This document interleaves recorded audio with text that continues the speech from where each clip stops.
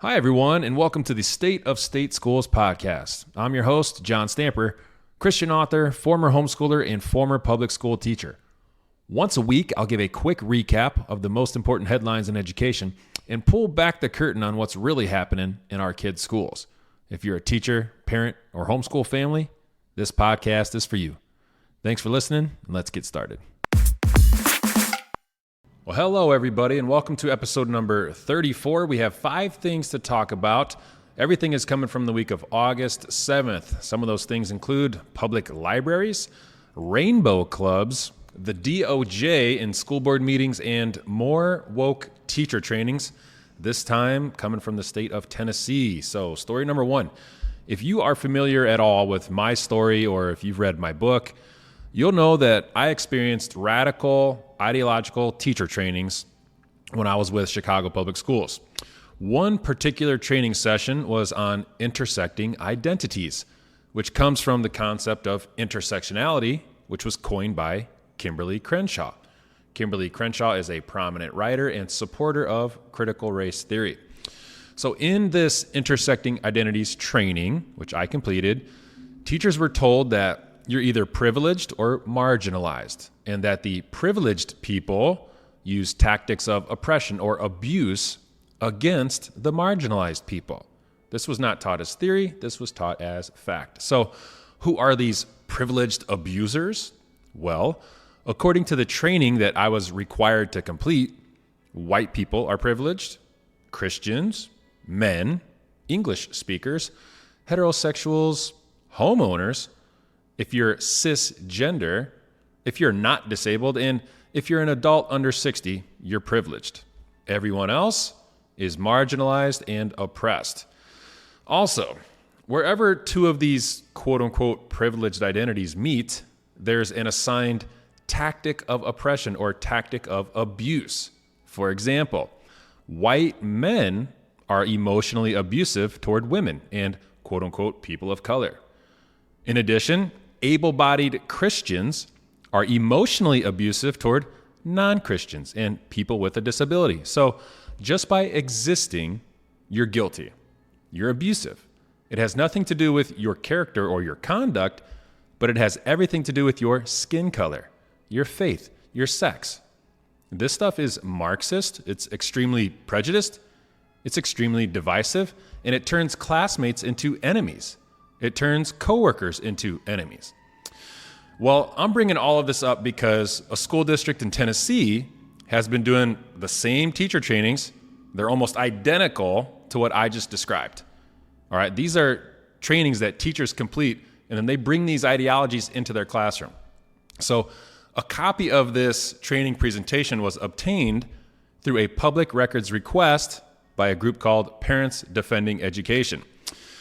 In this Tennessee teacher training, teachers completed a quote-unquote cultural competence training where they were told that Christians, heterosexuals, men, cisgender people, descendants of Europeans, they all have privilege, while women, pagans, people of color, polyamorous people, and homosexuals are all oppressed.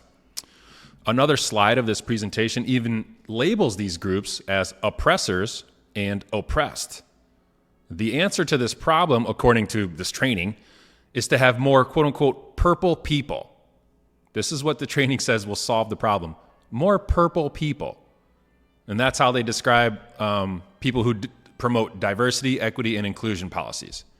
If you are pro-diversity, equity, and inclusion, you are a purple person, and you are going to cure, the privileged, marginalized issue, the oppressed, oppressor issue.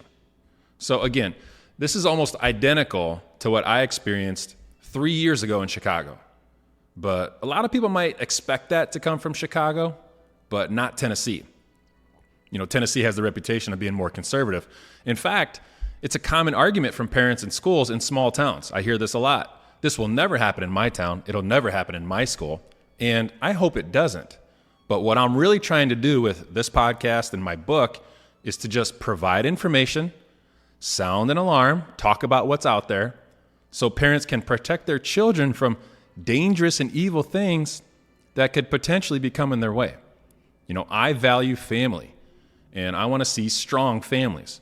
So at the very least, I hope that I can give parents something to keep an eye out for.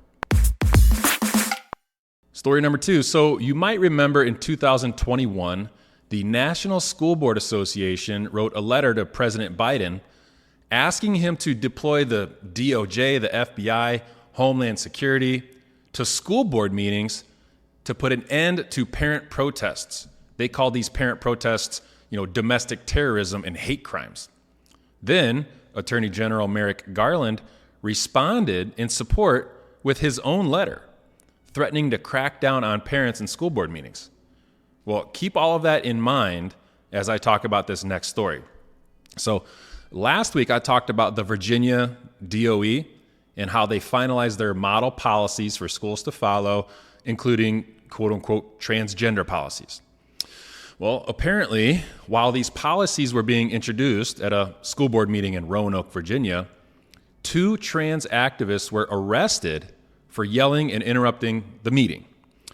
A few days after that board meeting, after the arrests, the DOJ's Community Relations Service, the CRS, they emailed the school board offering their support and services, quote, as you work to manage conflict within the community, and that the DOJ specializes in, quote, preventing and responding to community tensions and hate crimes, end quote.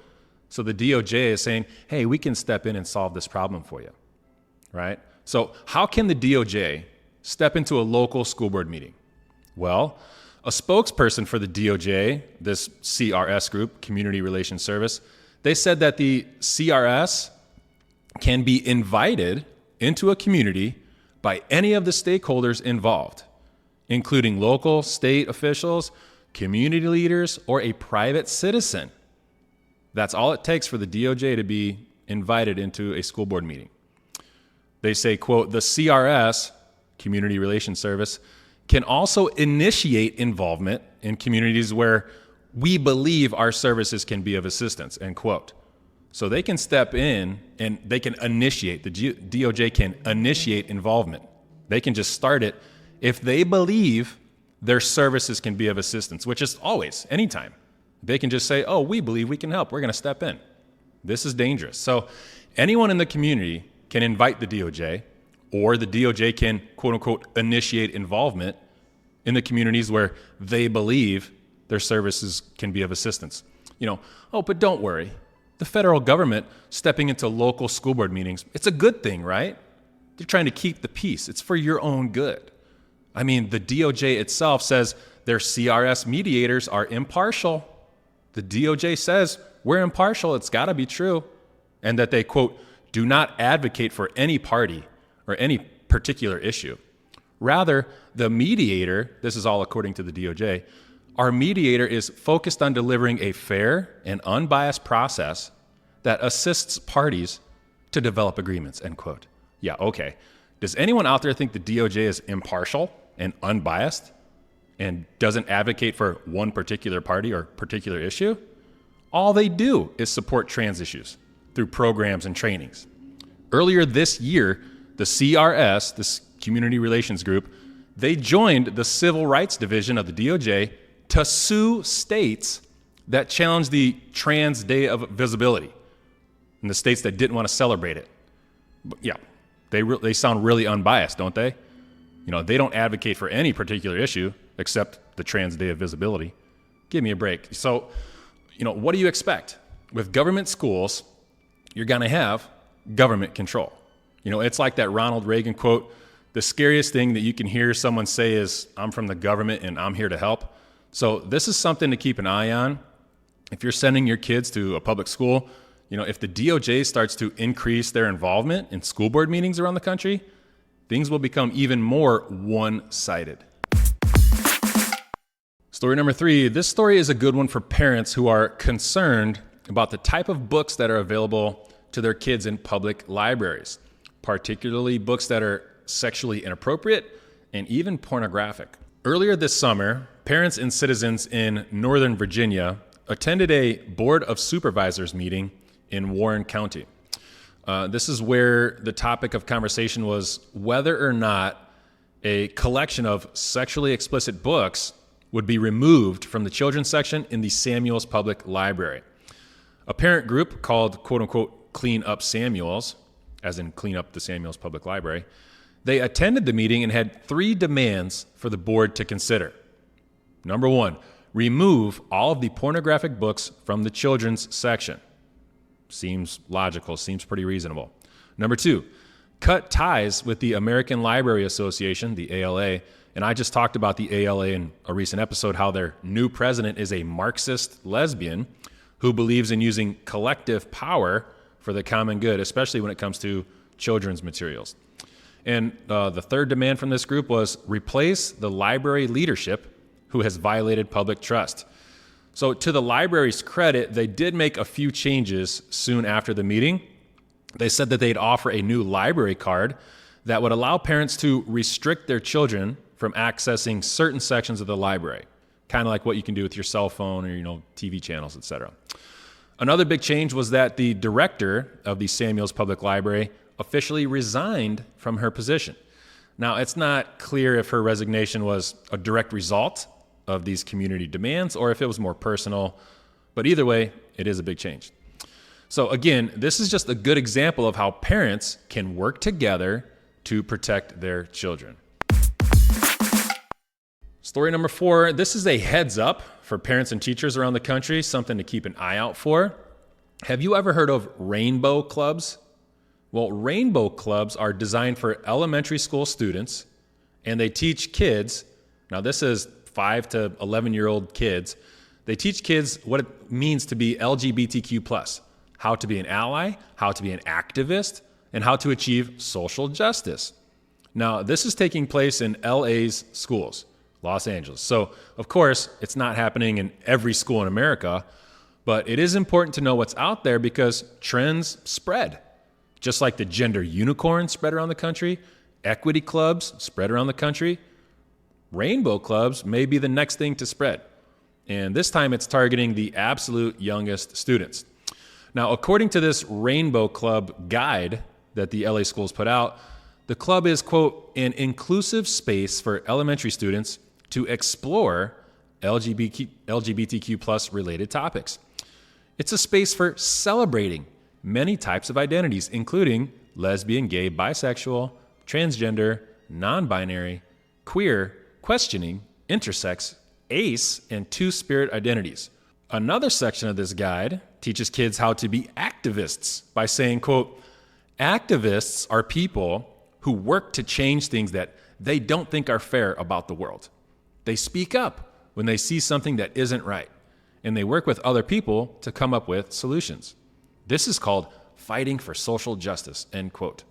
The guide also teaches children how to create protest signs with slogans like love is love, no ban, no wall, and no human is illegal. To round out this indoctrination, children watch a video about 2 boys who are romantically attracted to each other, and then students are asked if they think it's important to have trans and queer characters in movies and TV shows. Seems totally appropriate for elementary school students. Of course, children can't properly be sexualized without having heroes to look up to. So, to accomplish that, this guide points to 2 transvestites. That's right, Sylvia Rivera and Marsha Johnson founded the Street Transvestite Action Revolutionaries, and they are referred to as, quote-unquote, incredible activists of color who sometimes identify as drag queens or transgender. So, again, all of this is taking place in government schools, funded with tax dollars. And there's no mention of parental consent, parental notification, parent involvement, or anything like that. So if you're a parent or a teacher, be on the lookout for rainbow clubs. And don't forget, sometimes clubs like this go by different names, like the quote-unquote art club, which we've seen before, and they change the name to hide what's going on so that the community and parents cannot push back.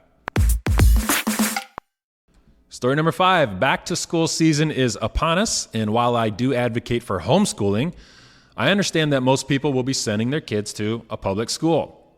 That's why I made a post on my Instagram last week about 5 questions that parents should ask before sending their kids back to school. if you have a, meet your teacher night or an orientation, or, you get to talk to the principal, the school board, there are 5 questions that I would suggest you ask before sending your kid to that school. And I'm going to read those questions to you right now. So number 1, you could ask, what is the school district's policy on gender identity versus biological sex as it concerns bathrooms, locker rooms, sports clubs, etc.? The school will either allow boys into girls' facilities or they won't. And sadly, whichever way they go, they'll likely face a lawsuit. Question number 2, you could ask, does our school district have a secrecy policy concerning gender identity? Now, if you don't know about secrecy policies, some schools have secrecy policies. They say protect the children, protect them from the parents. Secrecy policies allow school staff to change a child's name, their gender identity, and preferred pronouns without notifying the parents. So they undermine the parents. That's what secrecy policies do. Question number 3, you could ask, how can parents access information on the school's special weeks, holidays, events, and speakers this year? Now, I think this is huge. If you want to know what's coming down the pipeline in terms of indoctrination, these special events are what kids get the most excited for. There's special days, special weeks. You get to dress up in fun outfits. You get to get out of social studies to go to a school assembly. Kids get bracelets, pencils. They're drawing pictures. They're signing up for clubs. They're becoming LGBTQ allies in the hallway. So these special weeks, special events are definitely something that you're going to want to watch out for. Question number 4, you could ask, how can parents access information that's discussed in regular teacher meetings and in teacher trainings? So teacher trainings are huge. If you've read my book or listened to this podcast, you'll know what I think of teacher trainings and how they can be used. Not all teacher trainings are the same, but they can be used to sneak woke, radical political ideologies into the classroom. And finally, question number 5, you could ask, how can parents be involved in the curriculum adoption process and deciding which books are placed in the school library? Parents being a part of the curriculum adoption process is not common, but it should be. So this is something you might have to fight for, but being able to screen the materials that will be taught to your kids is extremely important, to say the least. All right, everybody, that's all I have for you this week. That's the state of state schools. Take care.